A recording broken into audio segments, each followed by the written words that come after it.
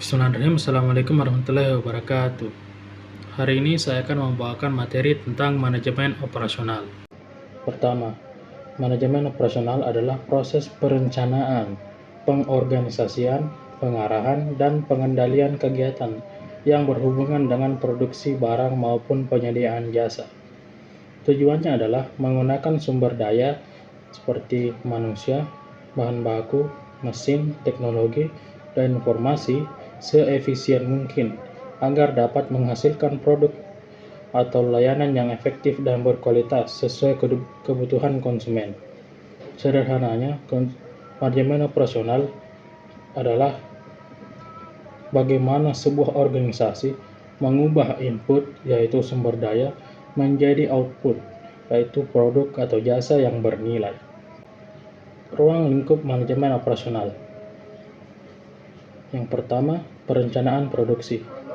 Seperti apa yang akan diproduksi, berapa banyak, kapan, dan bagaimana. Yang kedua, pengendalian kualitas. Seperti menjamin mutu produk atau jasa. Yang ketiga, manajemen persediaan. Seperti bahan baku, barang dalam proses, dan barang yang sudah jadi. Yang keempat, manajemen proses. Seperti desain alur kerja, efisiensi proses produksi. Yang kelima, perawatan dan pemeliharaan. Yang keenam, manajemen rantai pasok atau supply chain. Yang ketujuh, manajemen sumber daya manusia di operasional. Dan yang kedelapan, manajemen teknologi dan inovasi operasional. Teori-teori dalam manajemen operasional. Ada banyak teori yang menjadi dasar perkembangan manajemen operasional. Berikut yang utama. Yang pertama, teori manajemen ilmiah atau scientific management dari Frederick W. Taylor yang berfokus pada efisiensi kerja. Prinsipnya, standar kerja, pembagian tugas yang jelas, dan intensif berbasis kinerja. Konsepnya, the right man in the right place with the right tools. Yang kedua, teori administrasi dari Henry Fayol.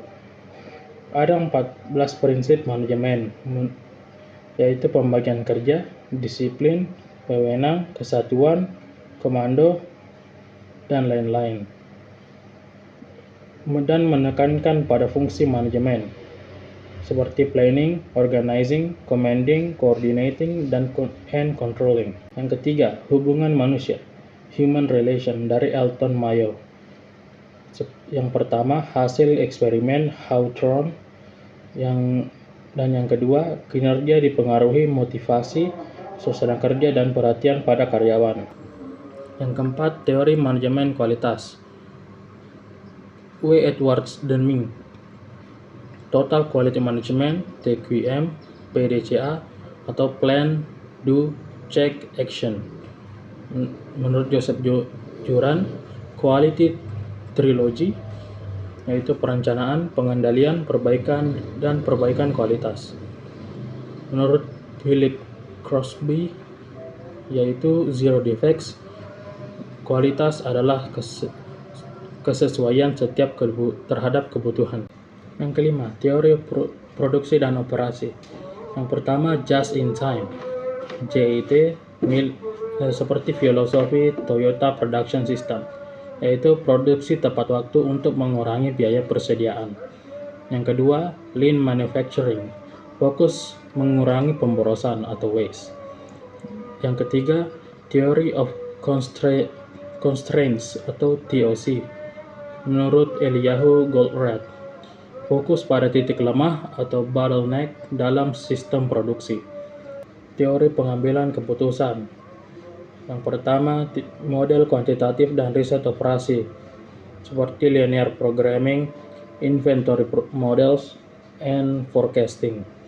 Yang kedua, membantu membuat keputusan optimal berbasis data. Yang ketujuh, teori sistem, yaitu organisasi dianggap sebagai sistem terbuka atau input proses output. Dan yang kedelapan, manajemen strategis operasi dari Michael Porter. Strategi biaya rendah, diferensiasi, dan fokus. Menurut Hayes dan Wheelwright, tahap perkembangan strategi operasi. Yang kesembilan, teori Sigma. Menurut Motorola dan GE. Yang pertama, fokus pengendalian variasi proses. Yang kedua, menggunakan metode DMAIC. Define, Measure, Analyze, Improve, and Control.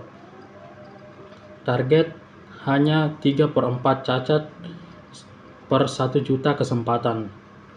Dan yang ke-10, teori Agile dan Service Operation. Agile Operation, fleksibilitas tinggi, adaptif pada perubahan pasar. Service Management, operasional jasa seperti hospitality, IT service, dan kesehatan dan pendidikan. Jadi kesimpulannya, manajemen operasional berakar dari teori efisiensi Tyler, berkembang ke hubungan manusia Mayo, lalu ke kualitas Deming, Juran, Crosby, produksi ramping Lean, GIT, TOC, hingga sekarang ke Six Sigma, Agile, dan Supply Chain Management. Intinya, manajemen operasional selalu berkembang mengikuti kebutuhan bisnis, teknologi, dan persaingan global. Sekian dari saya. Assalamualaikum warahmatullahi wabarakatuh.